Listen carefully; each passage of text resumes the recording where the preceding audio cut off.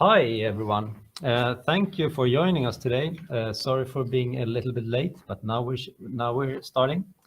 My name is Håkan Nilsson. I work with business development at DEK Technologies. I'd like to welcome all of you to our second webinar, Company Large Retrospective from Ideas to Action. Today, we will share our experience at DEK Technologies in how to run large retrospectives and how to turn ideas into actions while empowering and involving all employees in the company's operations and improvements. We're planning to keep on for roughly 45 minutes, so you can use the chat function found to the right during the webinar for technical questions or other issues. We also encourage you to post questions there if you like, and we'll try to answer them in the end as far as time allows us. The webinar is being recorded and will be distributed to all attendees after the webinar. It will also be found on our LinkedIn page, and you can connect with DEK in our channels at LinkedIn, Instagram, and Facebook. First, a short presentation of DEK Technologies, who is bringing this webinar to you. DEK Technologies is an Australian engineering and consultancy company with over 400 employees and with offices worldwide. We offer both team-based and individual software engineering services. We are an agile company and work with clients and nationalities from all over the world. From our Stockholm office, we are working tightly together with clients and our other offices in Vietnam, Italy, and Melbourne, Australia, where our headquarters is located. We do have offices around the world, and we also have projects going on in even more countries and places. Now a presentation of the speakers, my colleagues, Paolo D'Amelio and Amir Namvar. Paolo is an enterprise agile coach at DEK Technologies, helping teams and management to establish and strengthen the agile mindset and practices. In the last years, Paolo has been involved with several agile transformations as a consultant coach and has been teaching and certifying more than 200 agilists. Amir is a senior Scrum Master and software engineer at DEK.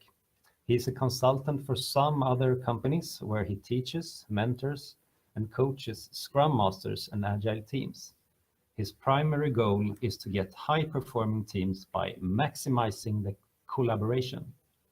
With that intro and of DEK and presentation of your hosts, thank you again for joining us today.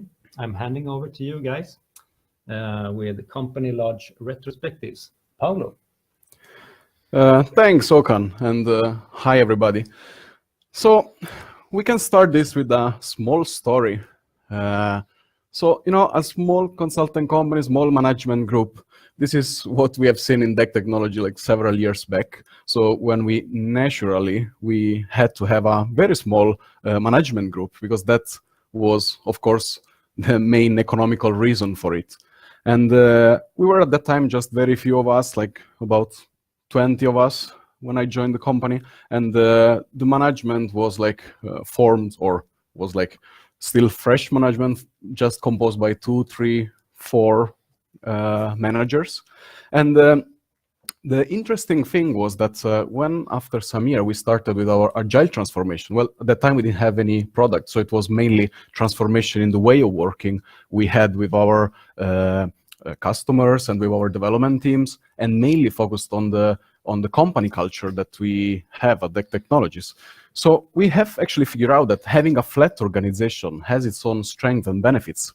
So that's something that we have considered quite well, and we thought, well, this is not only for an economical point of view, but this is also something very good for a company to have everybody on board, being able to share and provide ideas and engagement. So that was going, everything was going quite well. So what has happened next? Well, 2014 happened, and it was the year of forced self-management for DEK Technologies. So what has happened was that most of the management management people that we had went out for parental leave or personal reasons, and then what has happened mainly was that there were not so many people taking care of company functions and operations. And then we had questions like, okay, and now who will take care of our assignment? Who will take care of HR and the teams? And at that time, we were also growing as number of people. So it was not really easy. And we started to have more customers and more teams. And who will take care of the team way of working? Well, what has happened was surprising, I guess, for most of us. And the reason was that it turned out to be great. People, they figured out that they had to do something that was even beyond their own assignment as consultants, as developers. And then everybody was contributing more and more to the actually company functions, helping out here and there where was needed. So what we learned from that was that everybody should have space and opportunities to contribute to different companies' activities. So that's something that we always have considered quite much since that year. And this is a learning that I think is kind of like interesting for many companies. And this is something that it's always there. And when it comes here, we mentioned like companies' activities, but it can be different things. It can be even like decision taking, who should take decision, and should we have like management that will take the strategical decision only, or should we have like involvements, and should we have probably other people also helping out with that and get some sort of consensus, or have some sort of like involvement by all parts of the companies. And also things like visibility, what's going on in a company, and different parts. It can be like in the team development team sides, or it can be in different functions of the company. When it comes to some connection with the customers, or finance, or anything, like it can be like different parts of the company. And one thing that actually we figure out is that increasing employees' engagement and involvement is actually the key there. So that's something that I believe that for all the flat organization nowadays, we have seen also other kind of organization. Like if we think about the TL organization, for instance, that is more common right now. So that's the main goal is actually to increase the engagement of people into different parts of the company. And that is not so easy. And it's a kind of a live challenge that is always there for different companies. How to actually turn most of the people to be proactive and actually asking for it and wanting to collaborate, wanting to volunteer and take part of different activities, that not only like basically the I would say the normal assignment or the regular assignment as consultants, or has the role that people have in the team development team, for instance. So engagement is important, and the goal is to increase the employee engagement. But how? Well, there are like thousands of studies, research, practices, tools out there. And those are things that actually are helping companies quite much, tools and practices. So there are thousands of them, as I said. And I listed here in this slide just some of them that we are using at DEK and that are helping out everybody to be on board on different, I would say, activities. Things like 10% creative time, or coactive coaching, SMART goals, internal communities and interest clubs, advice process, yearly goals, idea lab and suggestion wall, company values and vision, workshops. So all of those there, I will not go through them in detail now, since it will take another webinar just for that. But those are very important tools and practices. And on purpose, I left out DEK Operation Board and Company Large Retrospectives, which is exactly what we are going to talk right now in this webinar. So those two are two separated tools that we are using, and that I believe they bring quite big benefits, and they're working quite closely with each other, or they are sort of overlapping as well. So let's jump into them and see what are they about. And here I will hand it over to Amir. Thanks, Paolo. So I will start to explain what we mean in DEK Technology with company large retrospective. In order to explain this retrospective, I would like to start from like the meaning of agile, what agility means. Basically, agility means being able to move quickly and easily. And what does it mean in the company concept? An agile company is the one that is quick in responding to the changes in the marketplace or environment. We have seen that this can happen also inside a company, not like just outside the company. The environment is something dynamic inside a company. We are receiving the new employees or new colleagues inside the company, and then we need to act to be able to work smoothly with these people inside our company. And this is visible even, it's more visible when we are growing inside a company. So what is retrospective, or what is Scrum and retrospective? So Scrum is the framework that we turn or break down the project into the smaller part, and in each iteration, based on the priority, we try to deliver the customer's need or goals. And in this Scrum framework, we have a ceremony which we call it retrospective. Retrospective happens at the almost end of each iteration. And what we do in this ceremony is that we're answering these three main questions. So first we look backward, and then we see like what went well during the last period, or let's call it a sprint. And then the second question that we answer in this retrospectives, Scrum retrospectives, is that what went wrong during the last period, and how we can improve ourselves or be ready for the next iteration or next sprint. Basically, for Scrum retrospective, we have different templates which are approaching different angles or views of the project of the team. But these are the three main areas that we are focusing in a Scrum retrospective. Why we are using this retrospective in the company level? For many different reasons. As I mentioned before, we have 3-4 different type of or like level of abstraction for retrospective. We can run the retrospective in the Scrum teams. We can run the retrospective in the project level, or as we're explaining today, we can run it in the company level. Basically, in the company level, what we are looking for is that how we can work collaborative inside the company all together. So we try to form a bigger team, let's call it company, and then we find out the improvements, ideas, or like the action points for improvement for everyone inside the company. We're looking to solve the blocking issues is happening. We're trying to sharing our knowledge or experiences. We can get different people inside the company with different backgrounds, but some of the blocking issue that we are facing now inside the company could be solved by the other companies, and the people inside our organization, they have this experience.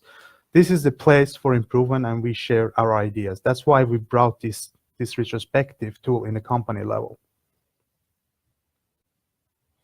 So, company large retrospective at DEK Technologies, Sweden. We have started this in 2014 for the first time. As Paolo mentioned, we have different situation in that time. We had less number of managers available. We started to grow in 2014, and we run it twice per year. So far, until now, we had 6 company large retrospectives. So everyone's participation and engagement in this large retrospective is important for us.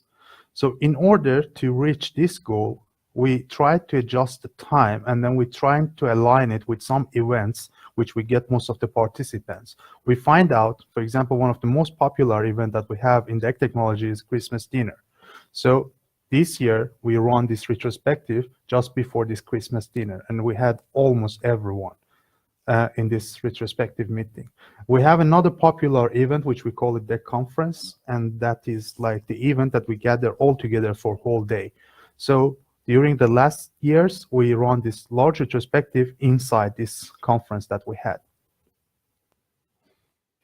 So I like this sentence from Benjamin Franklin: by failing to prepare, you are preparing to fail. So it means preparation for this large retrospective is really important. And why it's important, since we have all the employees joining this activity, if we waste the time, we wasted so much time. So it will be multiplied by number of employees that we have inside the company. So we have our preparation steps, which I like to share with everyone in this webinar. So this is based on our experiences, and this is the steps that we followed for the last retrospective that we run in DEK Technology. So the first is we're asking for the people who are interested to help with organizing the event. I remember the last retrospectives that we had, for example, in 2014 and 15, it was organized by our Agile coach or sometimes like our managers. But it was quite extensive work, and also we had like one type of or one template from one brain came out. But later we find out it's better even we share this organizing this event with the other people. So this year we have asked the interested people to join as a group of people to organize the company retrospective. The second step or second things that we have followed was define topics, or like the areas that we want to cover in this large retrospective. And then we try to divide this into people, and then we find out the responsible for each area. So we were a group of like 6 people, and then each 2% got like one area that we wanted to mention in our company large retrospective. Then we focused to prepare the materials. We have considered also not to make it so boring, and then we add some like exciting games and fun parts into our retrospective template. And then as a last step, a couple of days before running this large retrospective, we made sure that we have all the materials ready, like the papers that we need to spread around, and also the presentations that we wanted to present in this large retrospective. So how we had our last company retrospective, or how we were running it. So first we formed the teams, and the reason was that it's impossible when we have like 40, 50 people in a group, and then we have like individual discussions. This is like waste of time. What we did, we tried to kind of like divide the people into the subgroups by fulfilling this criteria which we gave as a template. And the aim for those teams were to maximizing the points that they can get. And the people were running around to form these teams. It was quite nice. It was fun. And also this enabled the people to get to know about each other much more. For example, we had one criteria. You need to find out one person who is parent in your team. So, and then you get 5 points for that. So this was like some kind of creative idea that came to one of the members of this organizer team, and then we have defined this criteria to forming the teams. And then next, what we did, we went through the retrospective engine or template, let's call it. It means like each group got a pre-made flip chart, and they had 30 minutes to fill it up. In this flip chart, what we had 3 main areas. We had one column as amazing stuff, which happened in DEK during the last year or last 6 months.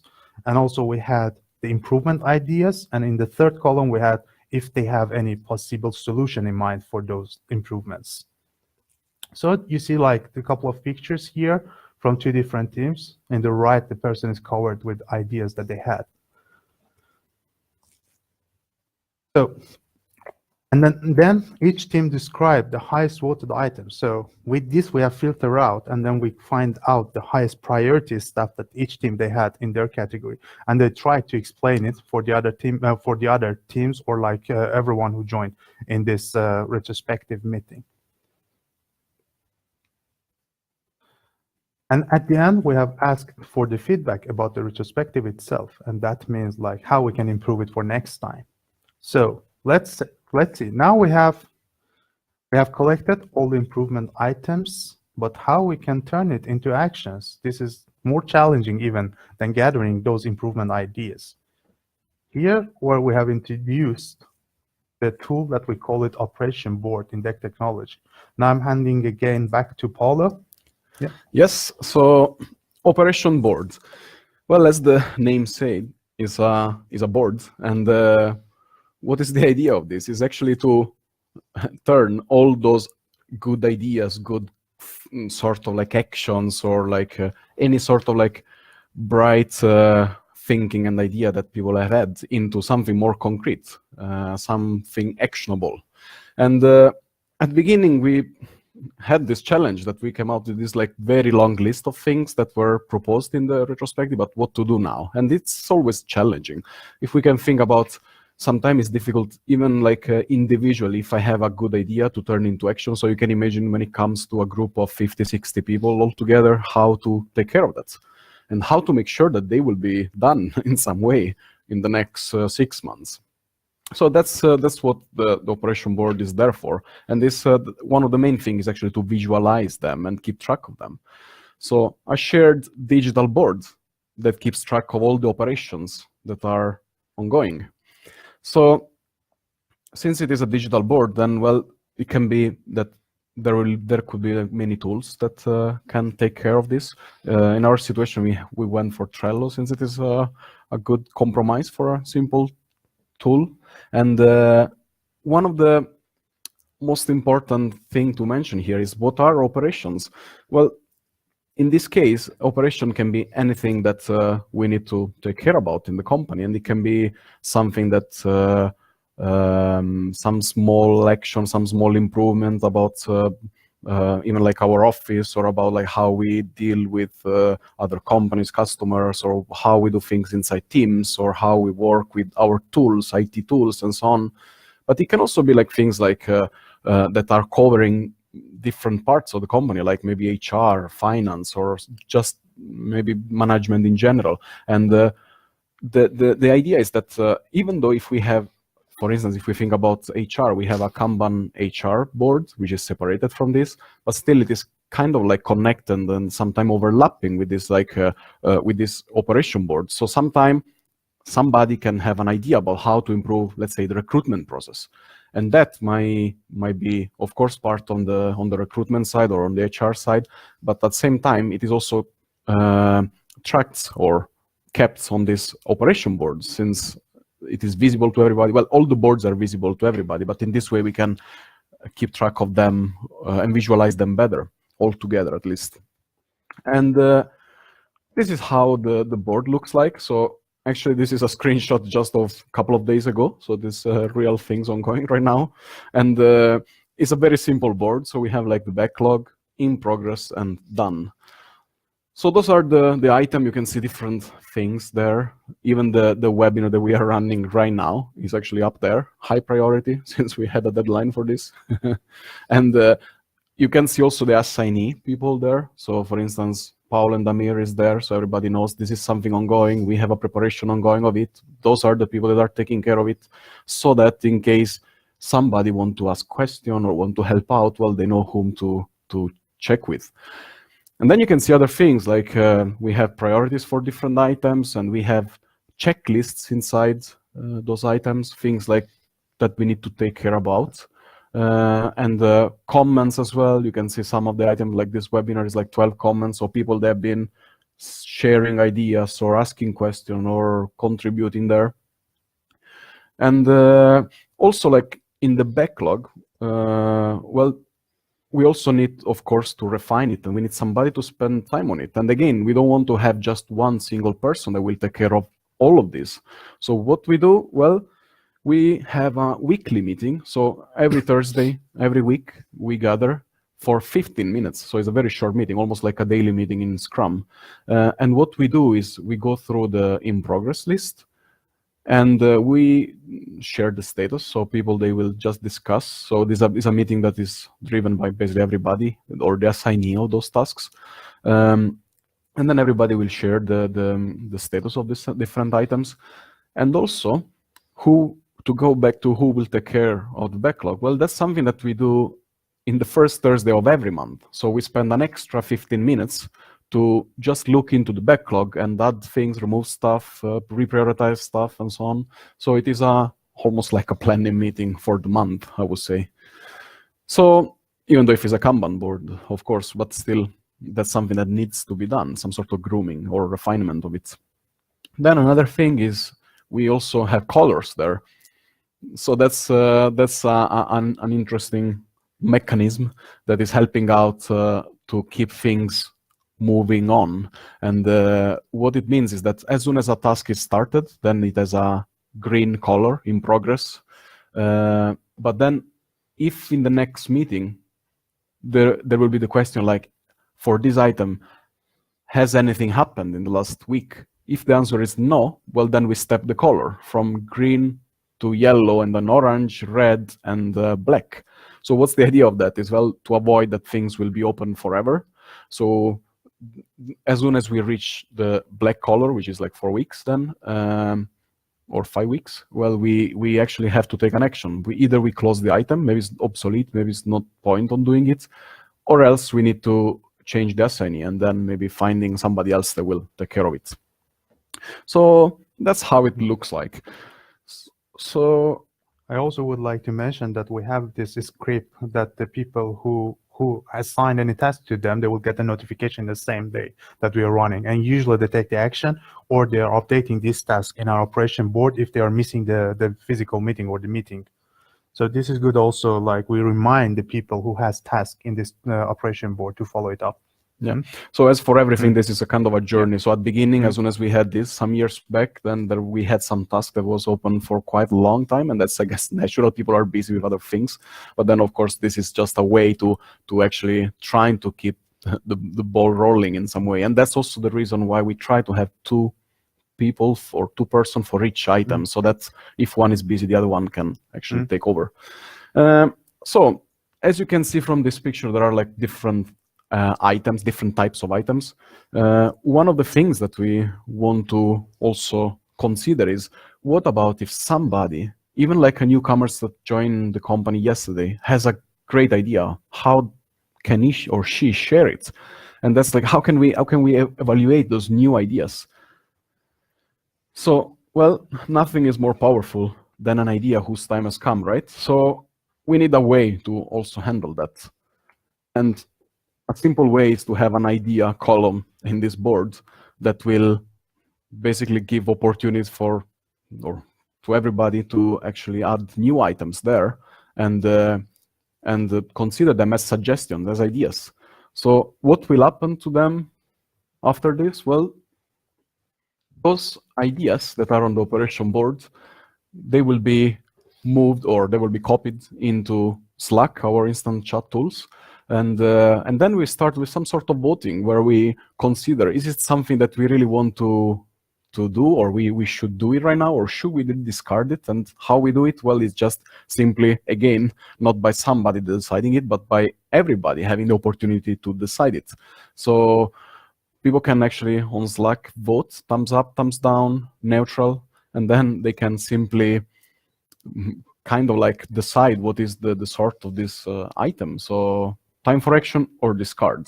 And also we can also check the ratio of the different votes in order to understand, is this something that has high priority or low priority? Is this something that we want to do it right now, or we can wait for it? And that will give a place, the right place into the backlog.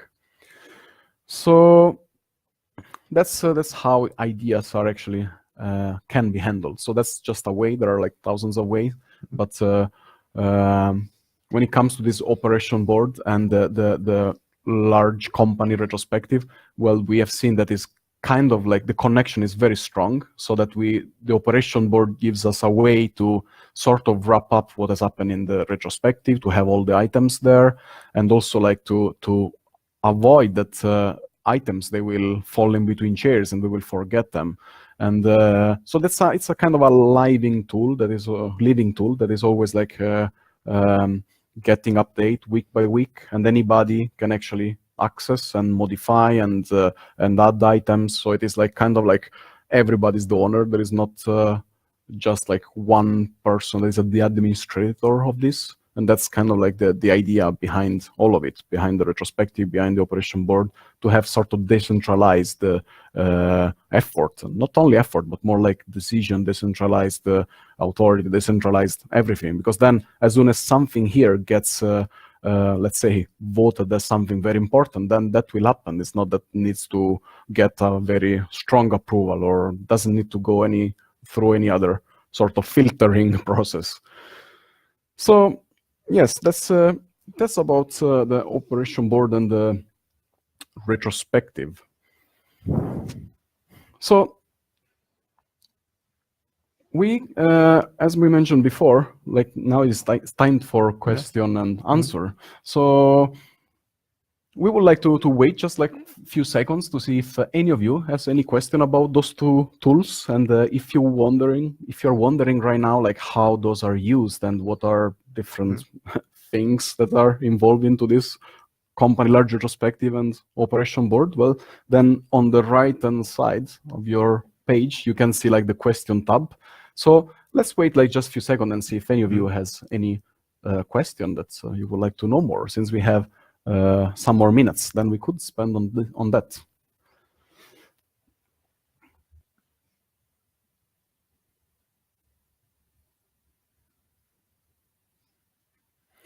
Okay, so seems that everything was clear. So I guess that still, if any of you will have any question, then you can always get back to us. Here are our contacts, and you're free to let us know anything if you want.